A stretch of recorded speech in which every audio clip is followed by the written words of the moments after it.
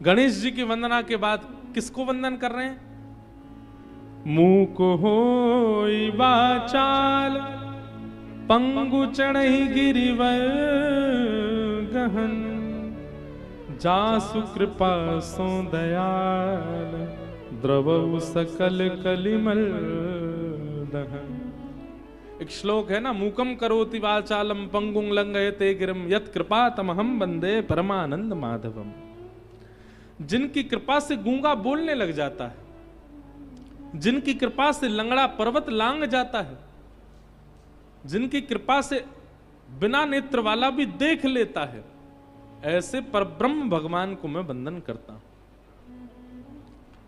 ठाकुर जी यदि चाह जाएं, ठाकुर जी यदि चाह लें तो नौ नेत्र वाला भी सृष्टि को देख सकता है, और ठाकुर जी यदि नहीं चाहें तो सर्वगुण संपन्न होने के बाद भी व्यक्ति देख नहीं पाएगा, सन्मुख होने के बाद भी नहीं देख पाएगा। हम कोई मनगढ़ंत बात कहें तो आपका अविश्वास होना स्वाभाविक है, परंतु हम बिल्कुल सत्य घटना बता रहे हैं। हमारे पूज्य नाना जी पंडित श्री कृष्णलाल शास्त्री जी, उन्होंने एक बार एक बात हमको सुनाई थी, अभी अचानक याद आई। हमारे नाना जी जब अपने समय में थे, युवावस्था में थे, तो आपने गांव के किसी व्यक्ति से कुछ कर्जा लिया, धन लिया। धीमे धीमे वो कर्जा चुका भी दिया, परंतु जिस व्यक्ति से कर्जा लिया उसके चित्त में लोभ आ गया। उसके मन में आया कि कोई लिखा पढ़ी तो है नहीं, कहीं लिखा तो है नहीं कि इन्होंने इतना मांगा, इन्होंने इतना वापस कर दिया, इनसे और मांग लिए जाएं। उस व्यक्ति ने पूरे नगर में ऐसा हल्ला कर दिया कि इन्होंने अभी तक मेरा पैसा वापस लौटाया नहीं है, और मैं हठपूर्वक, मैं जबरदस्ती, मैं कैसे भी करके इस तिथि तक इन्होंने पैसा नहीं दिया तो मैं इनसे हठपूर्वक ले लूंगा। नाना जी सबको बोले भैया मैंने दे दिया है, वो बात हमसे गलती हो गई, हमने कहीं लिखा पढ़ी नहीं करी है। नाना जी के द्वारा सुनाई गई घटना बता रहे हैं आपको। उस व्यक्ति ने खुले बाजार में नाना जी को कहा कि कल अगर तुमने हमको पैसा नहीं दिया तो हम पुलिस लेके आएंगे और तुमको गिरफ्तार करवा देंगे।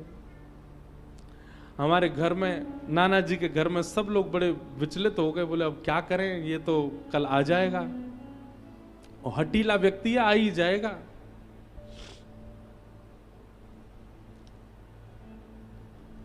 हमारे नाना जी कहते हैं, वो लाला मैं नारायण कवच को पाठ कर रहे हो, ओम हरवद ध्यान मम सर्वरक्षाम नस्तांग्र पद्म पदगेंद्र पृष्ठे दरार चर्माम सिगदेशु चाप पाषाण ददानुष्ट गुणुष्ट बाहु जलेशु माम रक्षत मुत्स्मूर्ति। इतना सुंदर है नारायण कवच। बोले मैं नारायण कवच को पाठ कर रहे हो, और वही समय वो कछु सिपाही को लेकर के, कछु हवलदारन को लेकर के घर में आयो, और मैं बीच आंगन में बैठ के संध्या वंदन, गायत्री उपासना और नारायण कवच कर रहा था। मैंने कि फिर? नाना जी कह रहे वास्तव में घर के सब लोग तो मैंने खेत पे भेज दिए, मैंने कि कोई दिक्कत होएगी आप सब चले जाओ, मैं अकेलो घर पे बैठो अपनी संध्या वंदन कर रहे हो। वो लाला मैं सांची बता रहा हूं, पूरे घर में घूमते रहे सबरे सिपाही और वो व्यक्ति, वाकई सामने बैठा हूं मैं, फिर भी मुंह को देख नहीं पा रहे हो है। वाकु यूं लग रही है कि ये कृष्णलाल जी गए कहां। बोले जबकि मैं सामने बैठा हूं और मैं नारायण कवच को पाठ करते करते मन में विचार कर रहा हूं कि ये पूरे कमरान में खोज खोज के देख रहा है, छत पे जाके देख रहा है, नीचे मैं तो यहीं बैठा हूं, ये मुंह को उठा काहे को नहीं रहे, और आपस में सब चर्चा कर रहे हैं ये कृष्णलाल कहां चलोगे हो, ये कृष्णलाल कहां चलोगे हो। और बोले मैं बीच में बैठ के सबको देख रहा हूं। बोले वाह दिन मोकू पहली बार ठाकुर जी ने अनुभव करायो कि ठाकुर जी के भाव में कितनी सामर्थ्य है कि मैं प्रत्यक्ष होते हुए भी उनको अदृश्य दिखाई नहीं दिया उनको। नाना जी बोले वादना के बाद मैंने ठाकुर जी को कभी प्रणाम करके बस एक ही बात कही है, ठाकुर जी मेरे काजे आपको इतना श्रम करने की आवश्यकता नहीं है, अब जीवन में जो भी घटना घटेगी हम सब स्वीकार करेंगे, हमें विश्वास हो गया कि आप संग ही हो। ऐसा अनुभव नाना जी को हुआ अपने युवावस्था में, और इसी कथा को सुना करके हमको नारायण कवच याद कराया नाना जी ने। इसको याद कर लो, इसमें बड़ी सामर्थ्य है। पर एक बात कही कि कभी भी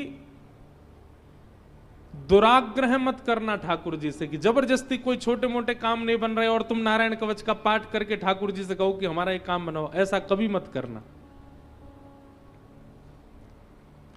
तो ठाकुर जी अगर चाह जाएं तो सब संभव है। वे चाह जाएं तो गूंगा बोल जाएगा, वे चाह लें तो नेत्रहीन देख लेगा, वे चाह जाएं तो लंगड़ा पर्वत लांग जाएगा। हमारे पास दो दो नेत्र हैं, फिर भी हम ठाकुर जी के उस रूप का अनुभव नहीं कर पाते जिस रूप का अनुभव श्री सूरदास जी महाराज करते हैं। उनके तो नेत्र नहीं है, फिर भी उस रूप का अनुभव वे कर लेते हैं। आहा, अरे कहां तक कहें, प्रत्यक्ष रूप देखते हैं सूरदास जी, ऐसा नहीं है। कलिकाल में होते हुए भी श्री सूरदास जी महाराज द्वापर की लीलाओं का दर्शन कर लेते हैं, और उन लीलाओं का दर्शन करते हैं जिन लीलाओं को किसी ने लिखा नहीं है। तो कहना क्या चाहते हैं, जासु कृपा सु दयाल। आप अपना बल मत मानिए कि आप कुछ देख सकते हैं, आप कुछ गा सकते हैं, सब उन्हीं की कृपा है। मानो गोस्वामी जी यहां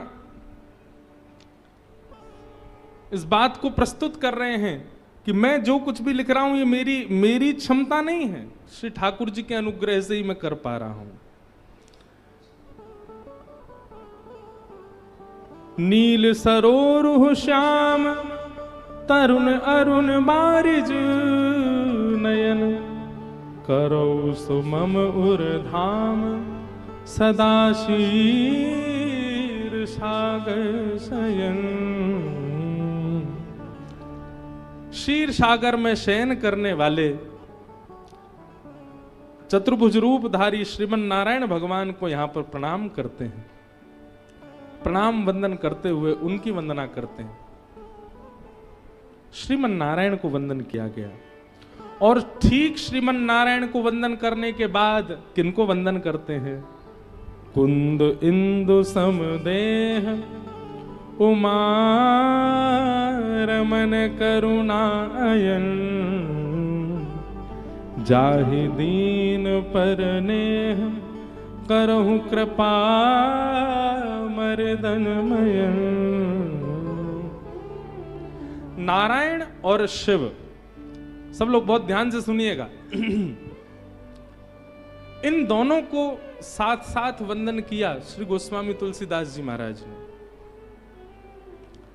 एक प्रकार से अगर हम कह दें तो इस बात में कोई अतिशयोक्ति नहीं कि श्री नारायण और शिव इन दोनों के ही अंश जब एक भूत हुए तब श्री राम अवतार हुआ।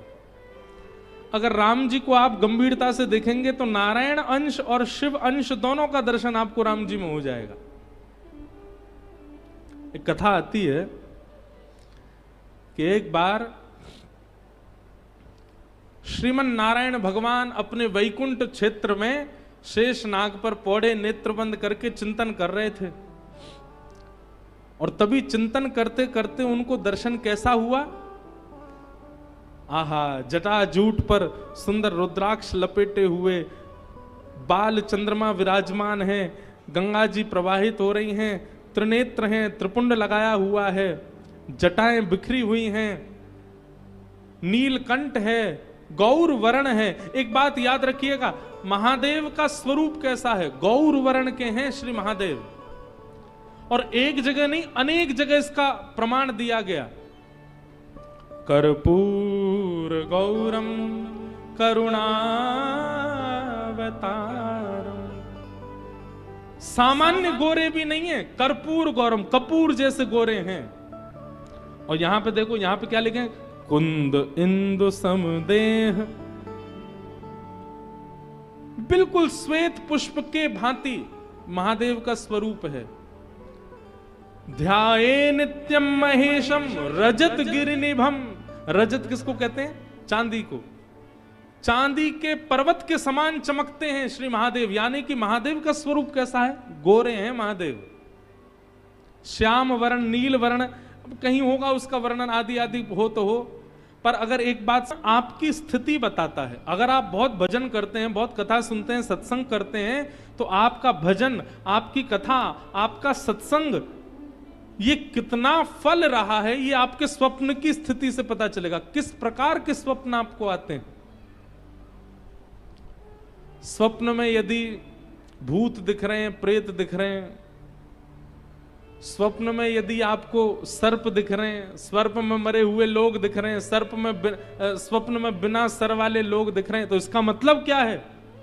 कहीं ना कहीं क्रोध, कहीं ना कहीं काम, कहीं ना कहीं लोभ, मोह, ईर्षा, द्वेष, ये जितने भी संसार के विषय भोग हैं, इन सब की मात्रा आपके चित्त में बहुत ज्यादा बढ़ गई है। इसलिए स्वप्न की स्थिति में आपको दूषित दर्शन हो रहा है।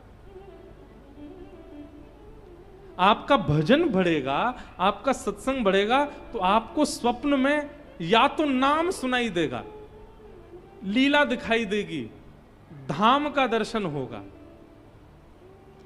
हम कह रहे हैं प्रत्यक्ष ठाकुर जी ना दिखें, लेकिन धाम दिखे, वृंदावन दिखेगा, रामेश्वरम दिखेगा, हमारे श्री रंगनाथ भगवान दिखेंगे, गोवर्धन दिखेंगे, बद्रीनाथ दिखेंगे। प्रत्यक्ष ठाकुर जी ना दिखें, धाम दिख रहा है, इसका मतलब आपका भजन, आपका सत्संग फल रहा है। स्वप्न में धाम भी नहीं दिख रहा, लेकिन भगवत भजन करने वाला कोई वैष्णव दिखाई दे रहा है, कोई कथाकार दिखाई दे रहे हैं, कोई संत दिखाई दे रहे हैं, कोई भजनानंदी महात्मा दिखाई दे रहे हैं, तो भी समझो कि आपका भजन फल रहा है। शुभ आयुध दिखाई दे रहे हैं, ठाकुर जी का त्रिशूल दिखाई दे रहा है, महादेव का, भगवान की श्रृंगी दिखाई दे रही है, बाल कृष्ण प्रभु की वंशी दिखाई दे रही है, ये आयुध दिखाई दे रहे हैं, या भगवान के शुभ चिन्ह दिखाई दे रहे हैं, तो भी आपका भजन फल रहा है। और पीत वर्ण दिखाई दे रहा है, पीला रंग, श्याम वर्ण दिखाई दे रहा है। इन वर्णों से भी शुभ संकेत पता किया जा सकता है कि आप ठाकुर जी के भजन में रत हो चुके हो। और जहां भय हो, जहां भयभीतता का अनुभव होता हो, जहां पर वो दिखता हो जो नहीं दिखना चाहिए, यह भी आपकी मन की स्थिति बताता है कि आप कितने पानी में हो। इसलिए स्वप्न मिथ्या नहीं होते। महादेव बोले हमने तो स्वप्न में देखा कि आप हमसे मिलने आ रहे हो। भगवान बोले हमने भी देखा कि आप हमसे मिलने आ रहे हो, हमसे तो रहा नहीं का, हम भी दौड़े। महादेव बोले हमसे भी नहीं रहा, हम भी दौड़े। दोनों ने परस्पर आपस में चर्चा की। महादेव और नारायण इतना प्रेम करते हैं एक दूसरे से। तुरंत भगवान ने हाथ पकड़ा और कहा चलो थोड़ी देर मानसरोवर में क्रीड़ा करते हैं।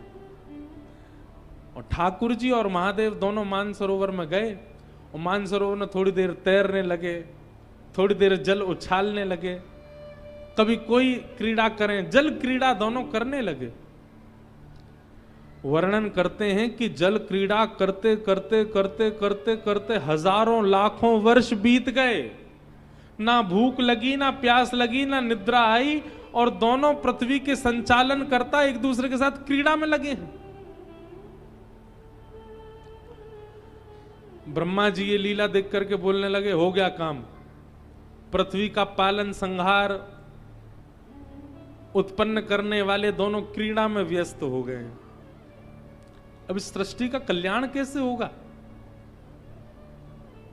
अच्छा, दोनों इतने तत्पर होकर के क्रीड़ा कर रहे थे कि कोई बीच में उनको रोकने जाए भी तो पहले घबरा जाए, बोले कहीं इन्होंने अगर गुस्सा में हमको देख लिया तो हमारा तो होगा, अब गोविंदाय नमो नमः हो जाएगा। तो महादेव ब्रह्मा जी इंद्र से कहें तुम जाओ, इंद्र कहें बोले मैं क्यों जाऊं? वरुण देव को भेज दो, वरुण देव कहे मैं क्यों जाऊं?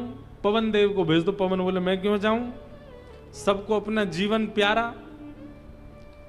बोले इन दोनों के कार्य में विक्षेप डालने का मतलब है कि अपने जीवन से हाथ धोना। ब्रह्मा जी बोले वो सब तो ठीक है, लेकिन इन दोनों को रोका नहीं गया तो सृष्टि का पालन कैसे होगा?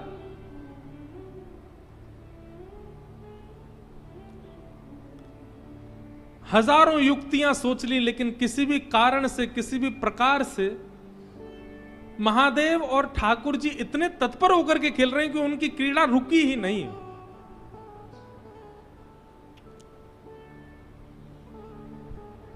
तभी ब्रह्मा जी ने आवाहन किया, किनका?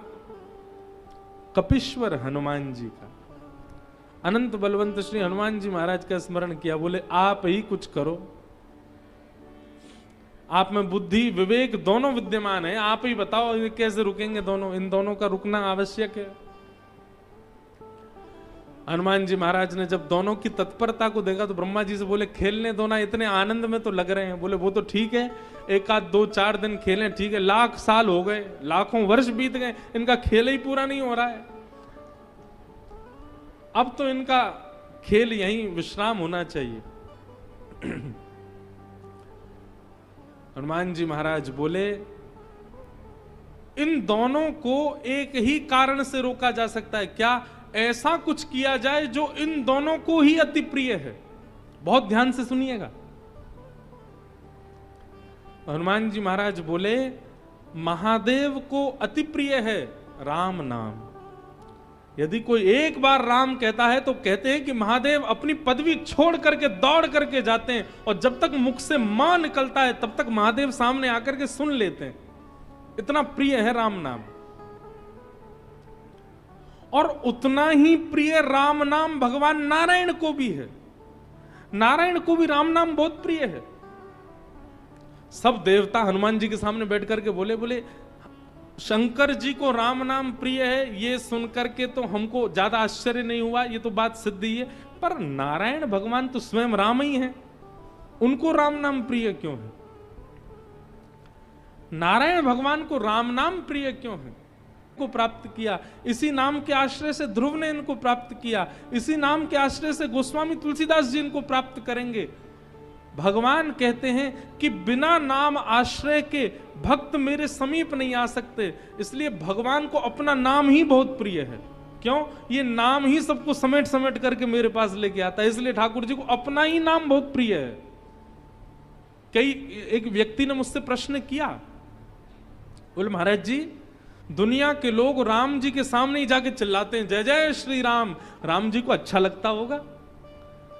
उन्हीं का नाम उन्हीं के सामने जाकर के चिल्लाने से राम जी को प्रिय लगता होगा? कि मेरे चरणों का आश्रय प्रदान किया, इसलिए मुझे मेरा ही नाम बहुत प्रिय है। हनुमान जी महाराज बोले राम महादेव को भी प्रिय है और राम नारायण को भी प्रिय है। और तुरंत हनुमान जी महाराज ने अपने हाथ में करताल धारण करी, और करताल धारण करके श्री हनुमान जी महाराज ऊर्ध्वबाहु होकर के मान सरोवर पर राम नाम संकीर्तन करने लगे। श्री राम जय राम जय जय राम, श्री राम जय राम जय जय राम, श्री राम जय राम जय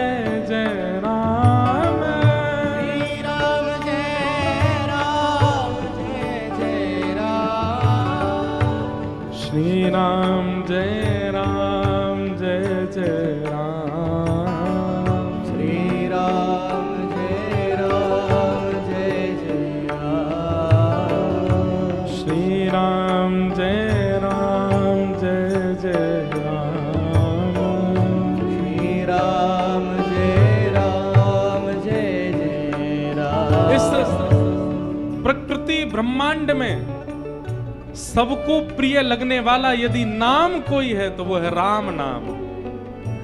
ये नारायण को भी प्रिय है, ये महादेव को भी प्रिय है, ये सनकादिकों को भी प्रिय है, ये हनुमान जी को भी प्रिय है, जगदम्बा पराम्बा श्री सीता जी को भी प्रिय है, श्री लक्ष्मण जी को प्रिय है, भरत जी को प्रिय है। अरे भैया और कहां तक कहूं, ये राम नाम हमारे वृंदावन बिहारी लाल को भी प्रिय है और श्री किशोरी जी को भी प्रिय है, अति प्रिय है राम नाम।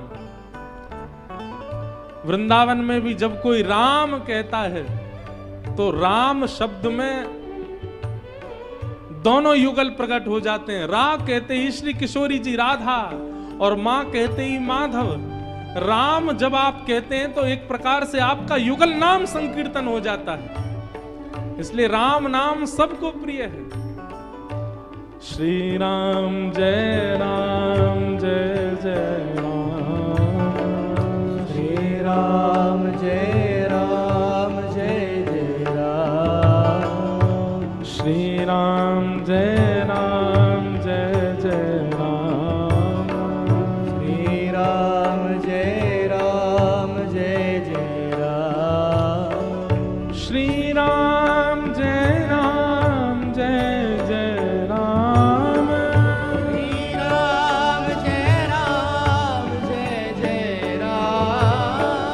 श्री राम जय जय राम।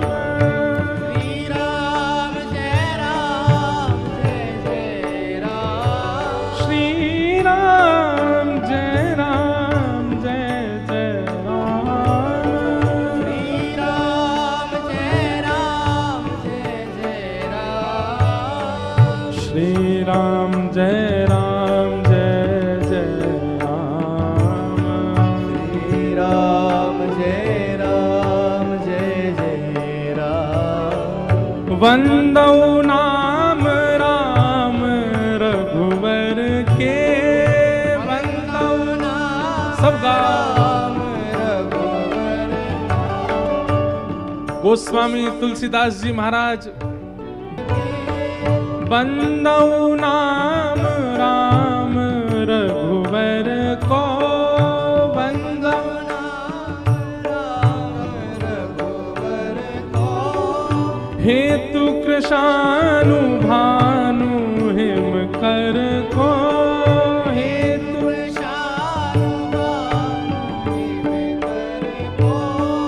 महामंत्र जोई जपत महेशु।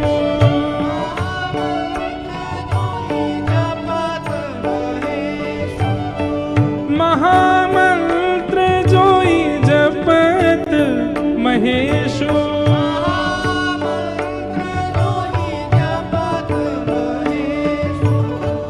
काशी मुक्ति हेतु उपदेशु।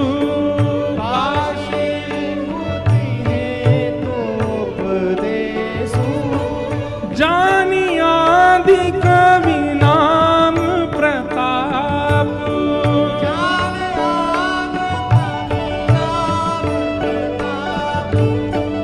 भयउ सुध करी उलटा जापू।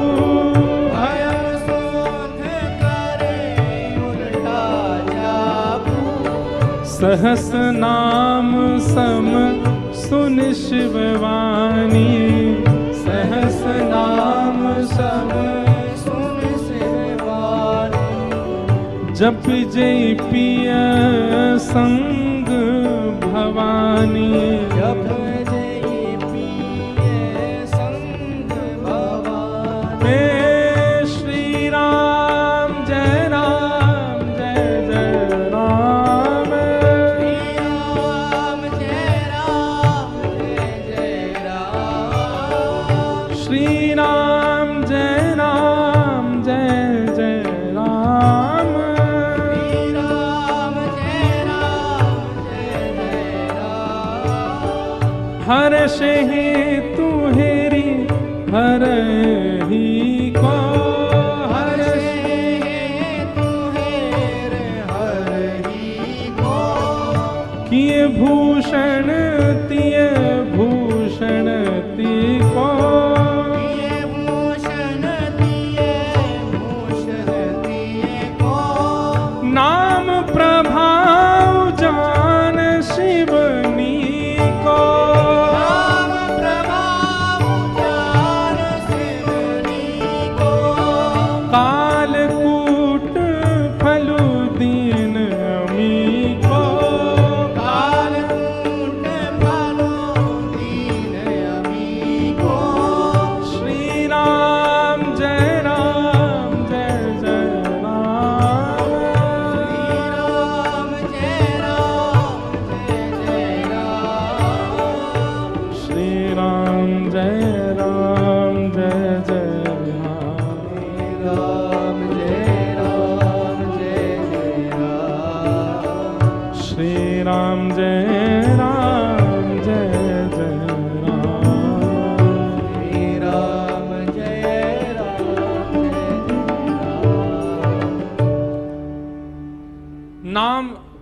से बड़ा राम का नाम।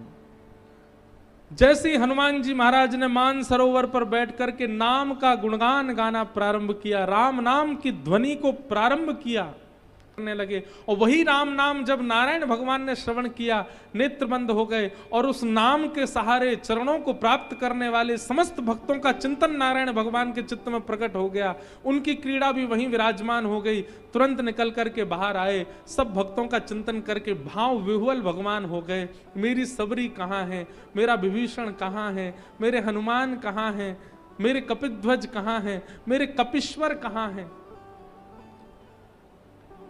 और उस नाम के प्रभाव से लाखों वर्षों से चली आ रही वो क्रीड़ा वहीं विराजमान हो गई। सब देवताओं ने हनुमान जी को प्रणाम किया। हनुमान जी महाराज बोले, हमें प्रणाम मत करो, प्रणाम करना है तो राम के नाम को प्रणाम करो, नाम को वंदन करो। भैया सही बात तो ये है कि हम सीधे भगवान को जानना चाहते हैं, नाम का आश्रय हमने लिया नहीं है। सही बात तो यह है कि नाम का आश्रय ले लीजिए, नाम ही आपको ठाकुर जी को जना देगा। नाम में इतनी सामर्थ्य है, नाम इतना श्रेष्ठ है। तो श्री गोस्वामी तुलसीदास जी महाराज ने पहले तो नारायण को वंदन किया, और नारायण के ठीक तुरंत बाद कुंद इंदु समदेह उमारमन करुणा अयन, जाहि दीन पर नेह करो कृपा मर्दन मयन। महादेव को वंदन किया, और महादेव को वंदन करने के बाद, नारायण को वंदन करने के बाद, गणपति को वंदन करने के बाद फिर वंदन किनको कर रहे हैं? वंदौ गुरुपद कंज कृपा सिंधु नर रूप हरि, महामोह तम पुंज जासु वचन रवि कर निकर, वंदौ गुरु पद पदम परा। ऐसे ही गाओ, बिना ताल के गाओ।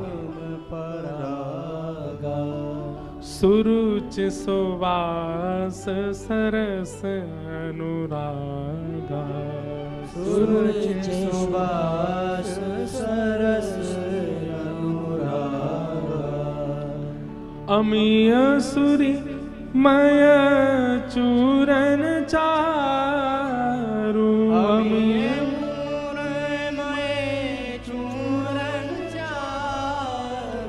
समन सकल भवरज परिवार, समन सकल भवरज परिवार। गुरु को वंदन किया। बंधुओं, गुरु कौन है? जैसे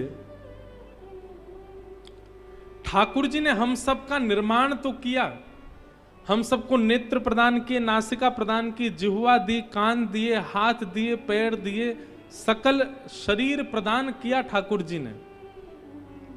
परंतु इस शरीर से अपना कल्याण करने का जो मार्ग है वो गुरु ही बता सकते हैं। सीधी बात है, रसोई घर में टमाटर भी हैं, आलू भी हैं, भिंडी भी हैं, नमक भी है, मसाले भी हैं, मिर्च भी हैं, सारी व्यवस्थाएं हैं, पर उन व्यवस्थाओं को व्यवस्थित करके साग बनाना जो सिखाए वो गुरु है। भगवत प्राप्ति की सारी व्यवस्थाएं भगवान ने हमको जन्म से देकर के भेजी हैं। ठाकुर जी ने हाथ दिए, पैर दिए, नेत्र दिए, नाक, कान, सब कुछ प्रदान किया है ठाकुर जी ने। ये सब वह वस्तु हैं जिनसे भगवत प्राप्ति बड़ी सहजता से हमें हो सकती है। मतलब सब्जी सारी दे के भेजा है ठाकुर जी ने हमको, पर सब्जी को बनाना गुरु सिखाते हैं। इन नेत्रों से हम कैसे ठाकुर जी का दर्शन करें, कानों से कैसे श्रवण करें, हाथों से कैसे सेवा करें, चरणों से कैसे प्रदक्षिणा करें, यह तो गुरु सिखाएगा। अब देखो हमारे सामने सब संगीतज्ञ महामुनिंद्र बैठे हैं, जो भैया वायलिन बजा रहे हैं, भैया बेंजो बजा रहे हैं, ये हमारे महाराज जी तबला बजा रहे हैं।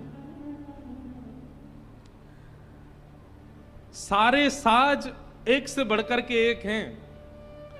ये भैया कीबोर्ड बजा रहे हैं, कीबोर्ड 2-4 लाख रुपए का आता होगा बाजार में। वायलिन भी 1.5-2 लाख रुपए का तो आता ही है, बेंजो भी इतने का ही आता होगा। सबकी कीमत बहुत है, सबका स्वर एक से बढ़कर के एक है, सब बहुत महंगे हैं और सब एक दूसरे को आकर्षित करने वाले हैं। परंतु अभी ये वायलिन भैया छोड़ करके हमारे अनुज जी बजाने लग जाएं, इसमें स्वर कैसा निकलेगा फिर?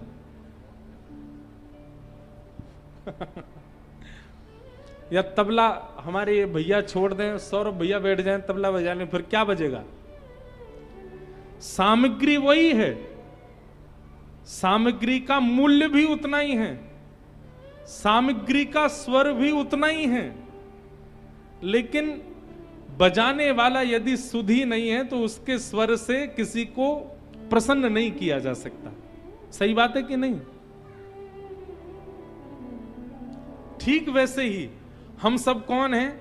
हम सब साज हैं। अपने आप को जो मानना चाहो मान लो। हम तो सितार हैं, हम अपने आप को सितार मान रहे हैं। सितार में कितने तार होते हैं? कोई वंशी है, कोई सितार है, कोई वायलिन है, कोई बेंजो है, कोई वीणा है, सब अलग अलग साज यहां पर बैठे हैं। हम सबको ठाकुर जी ने परिपक्व बना करके भेजा, हमारे अंदर कोई कमी नहीं है, बिल्कुल बढ़िया हैं हम। लेकिन बस हमारे तारों को झंकृत करने वाला एक गुरु जीवन में आ जाए। हमारे इंद्रिय रूपी एक तार को भी झंकृत कर दिया, उसी तार के स्वर से ऐसा स्वर प्रकट होगा जिस पर वाहवाही संसार नहीं, जिस पर वाहवाही स्वयं श्री राम करेंगे। और जिस दिन राम जी ने वाहवाही कर दी उसी दिन हमारा इस संसार में आना सार्थक हो जाएगा। तो गुरु कौन है? ये सब गुरु बैठे हैं सामने, इनके सामने जो साज हैं, ये सब साज प्रिय इसलिए लग रहे हैं क्योंकि गुरु के द्वारा इनका वादन हो रहा है। और यही इन्हीं को हटा करके कोई और आकर के इनका वादन करने लग जाए, इनके स्वर से कोई रीझ नहीं पाएगा। ठीक वैसे ही हम हैं। हम आप सब लोग कभी सेलिब्रिटियों के अधीन हो जाते हैं, कभी संसार के विषयों के अधीन हो जाते हैं, कभी संसार की किसी वस्तु के प्रति अधीन हो जाते हैं।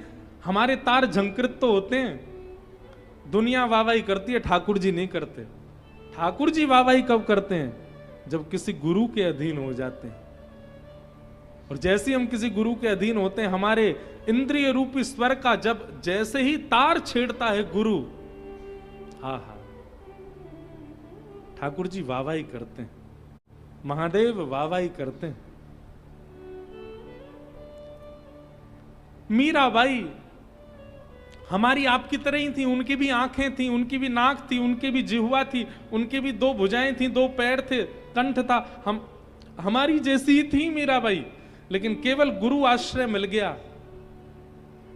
और गुरु आश्रय की वजह से भाई छोड़या बंधु छोड़या छोड़या जग सोई, साधुअन संग बैठ बैठ, साधुअन संग बैठ बैठ, लोक लाज खोई रे, मेरे तो गिरधर गोपाल, दूसरो न कोई, दूसरो न कोई। और देखो एक सूरदास नामक भी हुए, उनका तो एक तार भंग था, नेत्र थे ही नहीं उनके, हम तो सारे तारों से युक्त हैं, हम जो साज हैं, पर सूरदास रूपी एक साज था, उनका तो एक तार था ही नहीं, लेकिन एक श्रेष्ठ गुरु प्राप्त हो गए तो एक तार ना होने के कारण भी जितने तार थे उन्हीं के झंकार से ही ठाकुर जी को प्रकट कर दिया, ठाकुर जी को प्रसन्न कर दिया। अष्टावक्र 8 जगह से वक्र थे, लेकिन गुरु कृपा से वक्र होने के बाद भी ठाकुर जी की कृपा से उनको प्राप्त हो गए। आहा,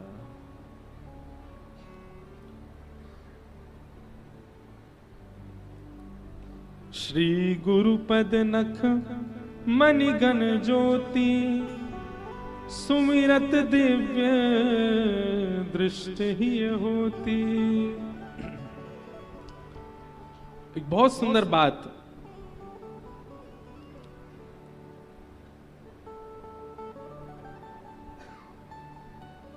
श्री गोस्वामी तुलसीदास जी महाराज अपने मंगलाचरण में कहते हैं ना, वंदे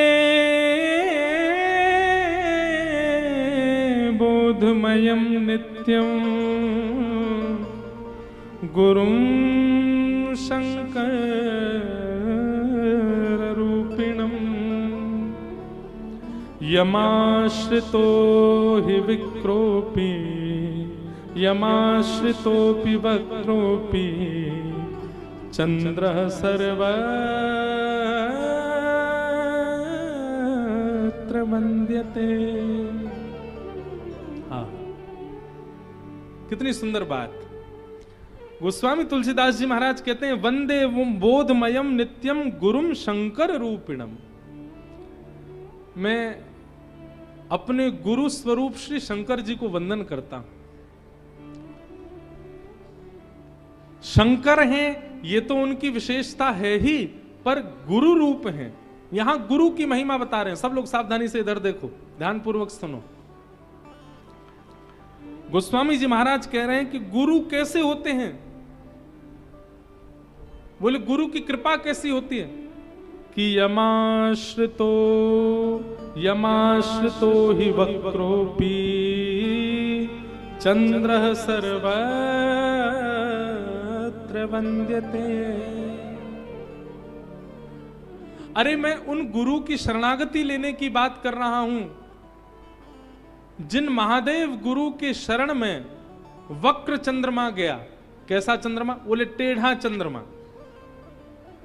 वक्र चंद्रमा जिन गुरु महादेव की शरण में गया, वो वक्र चंद्रमा भी जिन गुरु की शरण में जाने के बाद सब विद्यते, सबके दृष्टि में आ गया। महादेव कैसा चंद्रमा धारण करते हैं? पूर्ण चंद्रमा नहीं, वक्र चंद्रमा। जबकि वक्र टेढ़ा एक प्रकार का दोष है, और पूर्ण चंद्रमा नहीं है, अर्ध से भी छोटा चंद्रमा, बाल चंद्रमा धारण करते हैं। इसका मतलब नहीं है पूर्ण गुणवान चंद्रमा धारण नहीं करते महादेव। कैसा? बोले थोड़ा सा दृश्यमान चंद्रमा है, केवल थोड़ा सा गुण है उसके अंदर, उसको अपने सिर पर धारण करते हैं। भाई यही गुरु कृपा है, जिनकी शरण जाने पर हम भले ही थोड़े से गुणवान हो, भले ही हमारा स्वरूप वक्र हो, हम टेढ़े हो, हमारे अंदर दोष भरे पड़े हो, पर गुरु शरण में जाने का ये प्रभाव मैंने देखा कि वक्र चंद्रमा महादेव के चरणों में गया, और महादेव के चरणों में जाते ही उस वक्र चंद्रमा का दर्शन सबने किया। उस सबके लिए पूजनीय हो गया, सबके लिए वंदनीय हो गया, सबके लिए दर्शनीय हो गया।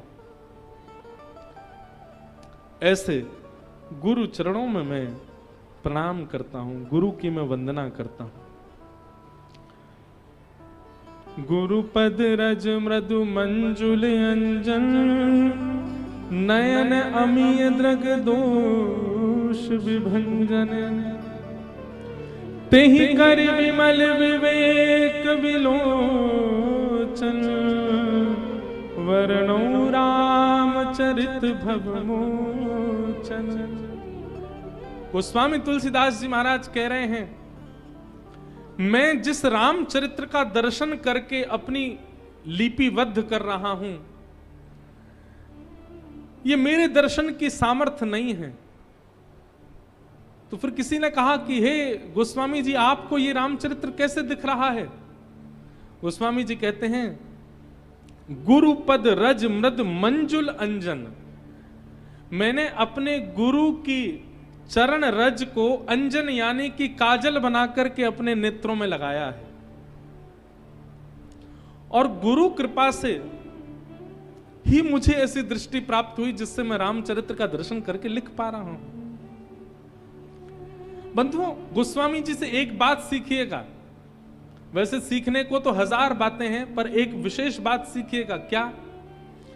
गोस्वामी जी ने संपूर्ण मानस में एक जगह भी स्वयं को श्रेय प्रदान नहीं किया राम यश लिखने में। गोस्वामी जी ने एक बार भी ऐसा नहीं किया, ऐसा नहीं कहा कि ये यश मैंने लिखा, ये यश मेरे चिंतन में आया, ये भाव मेरे द्वारा प्रस्तुत किया गया। नहीं, हर जगह गोस्वामी जी महाराज अपने गुरु की कृपा को ही श्रेष्ठ बता रहे हैं। भगवत प्राप्त व्यक्ति का यह लक्षण होता है कि वो अति विशिष्ट क्रियाओं को करने के बाद भी अपने ऊपर श्रेय नहीं लेता है। गोस्वामी जी महाराज कह रहे हैं मेरी सामर्थ्य नहीं कि मैं लिख सकता, ये तो मेरे गुरु की कृपा है, जिन गुरु कृपा से मुझे ऐसी दृष्टि प्राप्त हुई कि मैं ठाकुर जी का यश लिख पाया हूं। तेहि करि विमल विवेक विलोचन, वर्णो रामचरित भव मोचन। और देखो एक बात और, गोस्वामी तुलसीदास जी की वाणी में एक बात आपको बहुत अच्छे रूप से देखने को मिलेगी, बहुत ध्यानपूर्वक सुनिएगा। क्या? पहली बात तो गोस्वामी जी जो कुछ भी लिखते हैं उसमें श्रेय अपना नहीं मानते हैं कि मैंने लिखा है, अपने गुरु का श्रेय मानते हैं। और गोस्वामी जी की वाणी में दूसरी बात जो आपको देखने को मिलेगी वो यह कि गोस्वामी जी जो कुछ भी लिखते हैं इतने विश्वास से लिख रहे हैं कि मैं जो लिख रहा हूं इससे भव मोचन, इससे संसार का कल्याण होगा ही होगा। और ये विश्वास अपनी कृति पर नहीं हो सकता, गुरु की कृपा पर हो सकता है।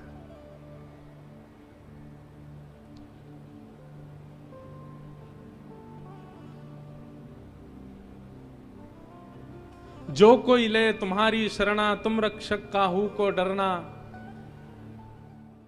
किस विश्वास के आधार पर गोस्वामी जी इस बात को कह रहे हैं कि ये हनुमान जी आपकी जो शरण लेगा उसको किसी से डरने की आवश्यकता नहीं। हनुमान जी भी कह रहे होंगे एक बार मुझसे तो पूछ लो कि मेरी शरण में आने वाले को इतना निर्भीक होने की आवश्यकता क्या।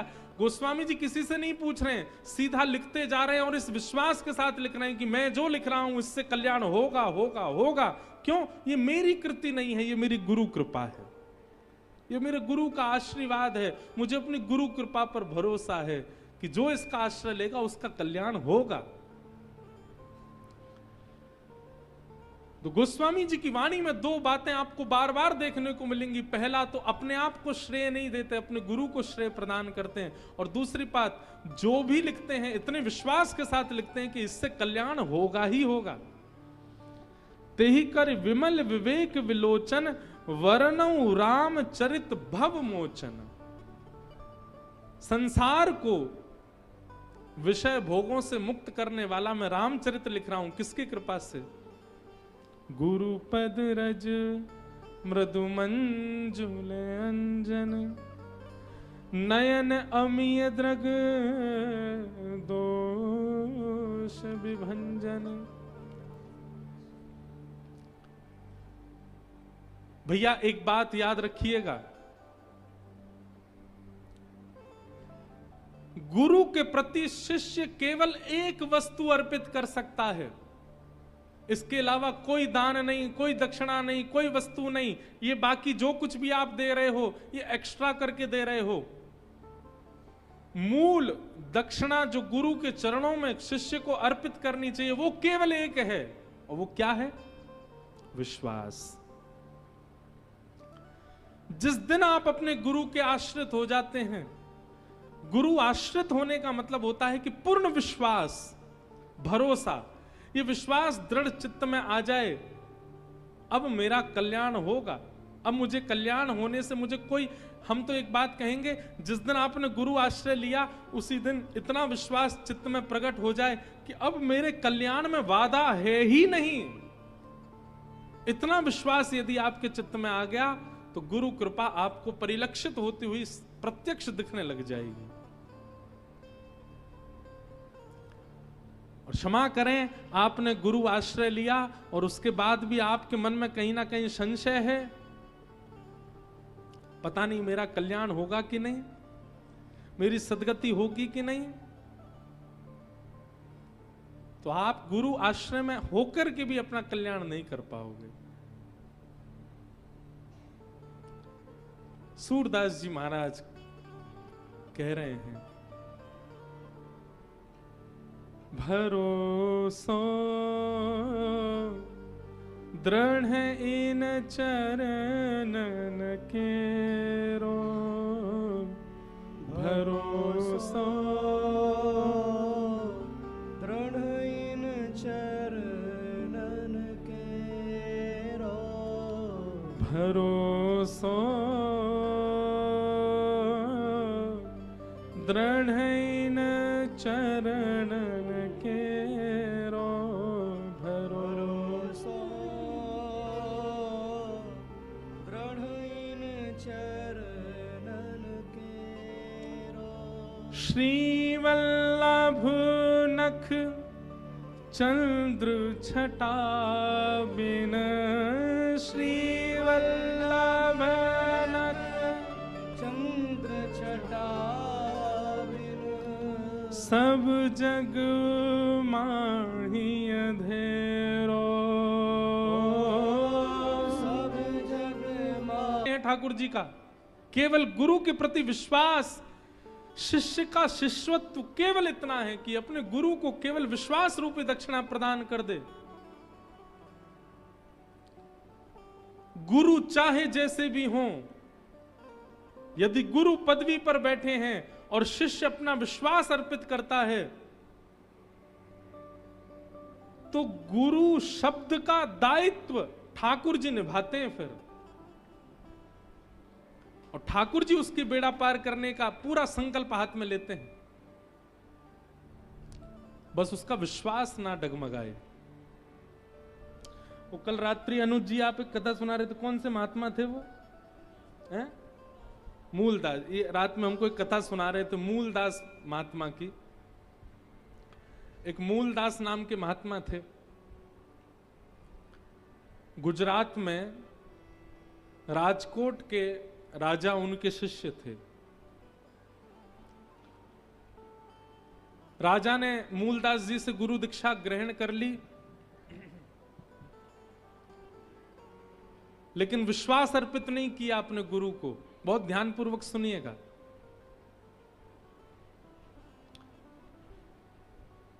एक दिन उस नगर में एक घटना घटी। क्या घटना घटी कि श्री मूलदास संत के पास में एक अबला नारी आई और रुदन कर रही थी। मूलदास जी ने पूछा, तुम रो क्यों रही हो, क्या बात है? तो उसने कहा कि इस नगर के एक अत्यंत धनवान सेठ ने मेरे साथ रमण किया और मुझे गर्भवती कर दिया, परंतु अब वो मुझे अस्वीकार कर रहा है, अब वो मुझे स्वीकार नहीं कर रहा है। और क्योंकि वो बहुत धनवान है तो पूरा नगर उसके पक्ष में है, लेकिन मैं कहां जाऊं? मेरे पास केवल एक ही रास्ता है कि मैं अपने प्राणों का त्याग कर दूं, स्वयं भी मर जाऊं और अपने गर्भ के बालक को भी मार दूं। तो मूलदास जी ने उस कन्या से कहा, एक काम करो, तुम हमारे आश्रम में रह जाओ, मरने की आवश्यकता नहीं है। मृत्यु दंड क्यों देना स्वयं को, और स्वयं को दो तो दो, अपने गर्भ के बालक को क्यों दे रहे हो? हमारे आश्रम पर रह जाओ। वो कन्या बोली, कल को मेरा बालक जन्म लेगा तो मैं क्या कहूंगी कि उसके पिता कौन है? मेरा तो पूरा जीवन नरक हो जाएगा, मेरे बालक का जीवन नरक हो जाएगा। समाज को क्या बताऊंगी कि मेरे पति कौन है, मेरे बालक के पिता कौन है? और कल को बालक ने भी यदि मुझसे पूछा कि मेरे पिता कौन, तो मैं क्या बताऊंगी मेरे बालक का पिता कौन? मूलदास जी बोले, हम संत हैं, हम सबके गुरु हैं, हम सबके माता हैं, हम सबके भाई हैं, सबके बंधु हैं, सबके पिता भी हैं। कोई पूछे तो कह देना हम तुम्हारे बालक के पिता हैं। हमको अपने ऊपर हम संत केवल माला पहनने के लिए नहीं बने, हम संत केवल दक्षिणा लेने के लिए नहीं बने, हम संत केवल सम्मान सुनने के लिए नहीं बने। कोई अपमान भी करेगा तो भी हम सम रहेंगे, हम सब स्वीकार करेंगे। तुम कह देना संसार से कि हमारा बालक है, हम उसके पिता का निर्वहन करेंगे। गुरु बनना बहुत सरल है, लेकिन गुरु पद को निभाना बहुत कठिन है। इसीलिए हम गुरु दीक्षा नहीं देते। हम कहते हैं हमारी कथा ही सुन लो, क्योंकि गुरु पदवी बैठना इतना सामान्य, इतना सरल नहीं है। हमारे वृंदावन में हर वर्ष कथा होती है, तो इस बार पूज्य मलुकपीठ वाले महाराज जी की थी। तो आपसे पूर्व श्री परम पूजनीय प्रातः स्मरणीय श्री तुलसी पीठाधीश्वर स्वामी श्री रामभद्राचार्य जी महाराज की 2 वर्ष तक कथा हुई। उससे पूर्व 2 वर्ष तक हमारे अयोध्या के परम पूजनीय श्री श्रीमद जगत गुरु रामानुजाचार्य श्री राघवाचार्य जी महाराज ने कथा की। हमारे सामने आंखों देखी घटना, एक व्यक्ति वो व्यास मंच से ही महाराज जी के पीछे पड़ जाता। मैं संग में रहता था महाराज जी के, हमको दीक्षा दे दो महाराज जी, हमको दीक्षा दे दो, हमको वैष्णवी दीक्षा दे दो, हम आपके चरणों में। महाराज जी उसको बोले कल आना, वो कल आ जाए तो उसको बोले तुम रात को आना, रात को आ जाए तो कहें सुबह आना। 3 दिन तक महाराज जी ने उसको टरकाया। एक दिन मैंने महाराज जी से कहा, मैंने महाराज जी इसको बेचारे को दीक्षा दे दो, 3 दिन से पीछे पड़ रहा है आपके। तो महाराज जी बोले पता नहीं हमारा मन सा नहीं कर रहा है देने का। मैंने कहा ऐसे मत करो महाराज जी, बेचारा कितना परेशान, ठंडी का समय, कोहरे में आता जाता है, दे दीजिए। हमारी बात मान करके महाराज जी बोले ठीक है आप कह रहे हैं तो हम दीक्षा दे देते हैं। लेकिन अच्छा है हमको उस दिन पता चला कि संत यदि कोई काम नहीं कर रहे हैं तो इसका मतलब है ठाकुर जी कुछ अंदेशा कराते हैं। अब महाराज जी ने जैसे ही उसको दीक्षा प्रदान की, हम वहीं बैठे थे। दीक्षा देने के बाद महाराज जी ने गुरु मंत्र कान में दिया, शंख चक्र कंधे पर पधरा दिए, हवन इत्यादि आदि करके जैसी गुरु दीक्षा प्रदान की, तो गुरु दीक्षा लेने के बाद तुरंत वो व्यक्ति क्या बोला, महाराज जी अब मैं भी शिष्य बना सकता हूं ना, अब मैं भी दीक्षा दे सकता हूं ना। महाराज जी बोले देख लो इंद्रेश जी, ये 3 दिन से इसलिए पीछे पड़ रहा था ताकि दीक्षा लेकर के ये भी चेला बना सके, क्योंकि बिना दीक्षा के अधिकार नहीं मिलता दीक्षा देने का। मतलब उसने दीक्षा ही इसीलिए ली थी कि ताकि वो भी अपने शिष्य बना सके। गुरु बन जाना बहुत सरल है, पर गुरु पदवी को निभाना बहुत कठिन है। मूलदास जी ने उस कन्या से कहा तुम यहीं रहो हमारे आश्रम पर, कल को बालक जन्म ले, कोई पूछे इसके पिता कौन, हमारा नाम बोल देना, हम इसके पिता हैं।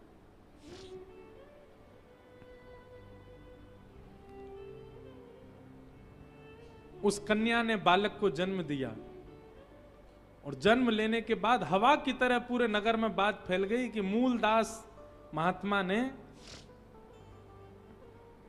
अपना सारा धर्म भ्रष्ट कर दिया, और सन्यासी विरक्त होने के बाद भी एक बालक के पिता बन गए। आश्रम से कई शिष्य छोड़ छोड़ करके चले गए, बोले हमारे गुरुजी पद भ्रष्ट हो गए। और ये खबर जब राजा को पता चली कि हमारे गुरुजी ने ऐसा ऐसा कृत्य किया है, अब कोई भी वास्तविकता नहीं जानता है, केवल सुनी हुई बात को मान करके सबने अपनी गुरु पदवी का, गुरु स्थिति का त्याग कर दिया। यहां तक कि राजा ने भी अपनी कंठी तोड़ करके नदी में प्रवाहित कर दी। बोले भैया हम तो गलत फंस गए ऐसे गुरु के चक्कर में, अब गुरु बदलेंगे।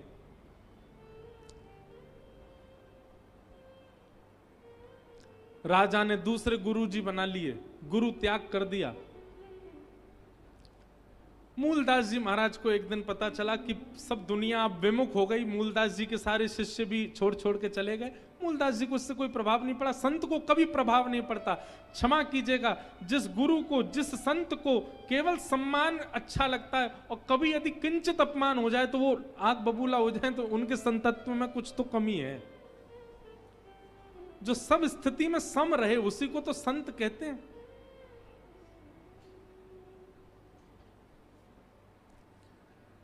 मूलदास जी महाराज आज राजा के दरबार में गए, अपने शिष्य के दरबार में गए, तो राजा अपने दूसरे गुरु के सामने नीचे बैठ करके और उनसे ज्ञान उपदेश ले रहा था। मूलदास जी महाराज जैसे ही आए, राजा ने कहा, आप क्यों आए हैं यहाँ पर? अब हमारा आपका कोई संबंध नहीं है, आपके प्रति मेरी कोई गुरु निष्ठा नहीं है, मेरे गुरु तो ये हैं। मूलदास जी एक मरी हुई बिल्ली लेकर के आए थे, बिल्ली को नीचे पटक दिया और पटक करके जो नए गुरु जी बने उनसे कहा, अगर तुम गुरु हो तो इस मरी हुई बिल्ली को जीवित करके दिखाओ। तो गुरु जी तो घबरा गए, बोले इनसे पंगा लेना ये कोई सामान्य नहीं है, कोई श्रेष्ठ है। नए गुरु जी तो चले गए उठ करके। मूलदास जी ने अपने कमंडल से जल लिया, जैसे ही छिड़का बिल्ली जीवित हो गई। देख करके राजा भयभीत हो गया, बोले गुरुदेव मुझसे अपराध हो गया। बोले अपराध तुमसे उसी दिन हो गया था जिस दिन तुमने गुरु दीक्षा ली थी। क्यों? क्योंकि तुमने बिन विश्वास गुरु दीक्षा ली थी। घटनाक्रम क्या हुआ उसको जाने बिना तुमने कंठी तोड़ दी, उसको जाने बिना तुमने गुरु अपने शिष्य पद से त्याग कर दिया। इससे गुरु का कुछ नहीं बिगड़ता, पर शिष्य को नरक जाना पड़ता है अगर वो अपना विश्वास प्रकट ना करे गुरु के प्रति। भैया देखो, माता पिता ने बालक को जन्म दिया, बालक जन्म से ही अगर अंधा हो गया, भगवान ना करे, लेकिन जन्म से ही अंधा हो गया, क्या माता पिता को उस बालक को छोड़ देना चाहिए? और जो माता पिता उस बालक का त्याग कर देते हैं वो माता पिता घनघोर नरक में जाते हैं। क्या बालक बड़ा हुआ और उसने देखा कि मेरे माता पिता तो अत्यंत वृद्ध हो गए, अब चल फिर भी नहीं पाते, और उनको जाकर के वृद्धाश्रम छोड़े आए, ऐसे बालक को नरक जाना पड़ता है? जब माता पिता के बालक के प्रति, बालक का माता पिता के प्रति संबंध त्याग करना नरकगामी होता है, तो शिष्य गुरु के संबंध में त्याग करना नरकगामी नहीं होगा? वहां भी नरकगामी होता है।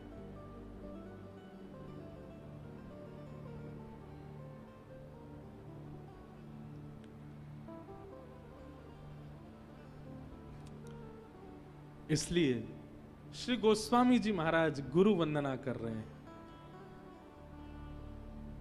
गुरु पद रज मृद मंजुल अंजन नयन अमीय द्रग दोष विभंजन तेहि कर विमल विवेक विलोचन वर्णौ राम चरित भव मोचन।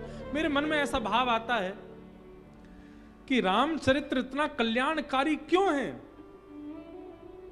ये वंदना प्रसंग की वजह से। गोस्वामी जी ने किसी को नहीं छोड़ा, सबको वंदन किया और क्रम सह वंदन किया। जैसा क्रम वंदना का होना चाहिए उस क्रम से वंदन कर रहे हैं गोस्वामी जी महाराज। आपके लिए पुरानी बात होगी, पर मेरे लिए नया है, इसलिए मैं एक एक प्रसंगों को बड़े उत्साह से कहने का प्रयास कर रहा हूं। और गुरु वंदना करने के बाद, अनेक चौपाइयों में गुरु वंदना करने के बाद फिर ब्राह्मणों को वंदन किया। बंदौ प्रथम महिसुर चरणा मोह जनित संशय सब हरणा। महीसुर वदना, ब्राह्मणों को वंदन किया। बोले भैया ये ब्राह्मण कृपा करते हैं तभी ब्रह्मण्य देव प्रसन्न होते हैं। हम पुनः कहेंगे, कल भी कहा आज भी कहूंगा, ये कोई जाति विशेष की बात नहीं है। ठाकुर जी शूद्रों को भी गले से लगाते हैं, ब्राह्मणों को भी गले से लगाते हैं। ठाकुर जी के लिए सब समान है, परंतु विधि का विधान तो वैसा ही होगा जैसा है। आपको भोजन करना है तो आप नेत्रों में दाल नहीं डालोगे, मुख में ही डालनी पड़ेगी। भले ही कान में छिद्र होता है, भले ही नासिका में छिद्र होता है, पर कान और नासिका से पानी नहीं पिया जाता, पानी जीभ से ही पिया जाता है, मुख से ही पिया जाता है। ये नियम है, उस नियम को कैसे बदलो। अब कोई कहे आपने नाक के साथ बहुत गलत किया महाराज जी। मैंने क्यों? केवल जीभ को पानी पिलाते हो, बेचारी नाक ने क्या बिगाड़ा? ये भी तो आपके गर्भ तक जाती है, इससे भी पानी पी के देखो, कैसे हो सकता है? आप महाराज जी कानों के साथ इतना बुरा क्यों कर रहे हो? क्यों? शहद का रस केवल जीव को ही देते हो, बेचारे कानों ने क्या बिगाड़ा? पूरी दुनिया के शब्द सुनवाते हैं, कभी कभी इन कानों में भी शहद डालो, आज डाल के देख लेना। नियम को यदि परिवर्तित करोगे तो नाश हो जाएगा। लेकिन हमको जितनी प्रिय जीव है उतने प्रिय कान है, जितने प्रिय कान है उतनी प्रिय नाक है। प्रिय सब हैं, पर सबका एक नियोजन है, सबकी एक व्यवस्था है। ठीक वैसे ही वर्णाश्रम एक व्यवस्था है, वो व्यवस्था बनी रहे। पर ठाकुर जी को कोई ज्यादा प्रिय, कोई कम प्रिय, ऐसा नहीं, सब प्रिय हैं, सम प्रिय हैं। और कभी कभी एक बात कह दूं तो ब्राह्मणों पर कृपा ठाकुर जी थोड़ी कम करते हैं, अन्यों पर ठाकुर जी की कृपा कुछ ज्यादा ही होती है। और ठाकुर जी को ब्राह्मण इतने ही प्रिय होते तो सारे अवतार ब्राह्मण ही होते, ठाकुर जी क्षत्रिय बन के आते हैं। अरे क्षत्रिय बनना, वर्णाश्रम में आना, ये तो फिर भी हम लोगों की सोच होती है। ठाकुर जी तो वो बन जाते हैं जो कभी हम सोच नहीं सकते। हम ठाकुर जी से प्रार्थना करेंगे, हे ठाकुर जी 84 लाख योनियों में हमको कभी मत भटकाना, या तो पुनर्जन्म देना नहीं, मुक्ति दे देना, और पुनर्जन्म दो तो मानव ही बनाना और किसी योनि में मत बनाना। पर ठाकुर जी तो सूकर भी बन के आ जाते हैं, ठाकुर जी तो कुकर भी बन के आ जाते हैं, ठाकुर जी तो मत्स्य बन के भी आ जाते हैं। ठाकुर जी के लिए वर्णाश्रम और ठाकुर जी के लिए इस प्रकार की स्थितियां ये कोई विशेष नहीं है, पर व्यवस्था व्यवस्था है। इसलिए गोस्वामी जी ने ब्राह्मणों को वंदन किया। मैं ब्राह्मणों को वंदन करता हूं।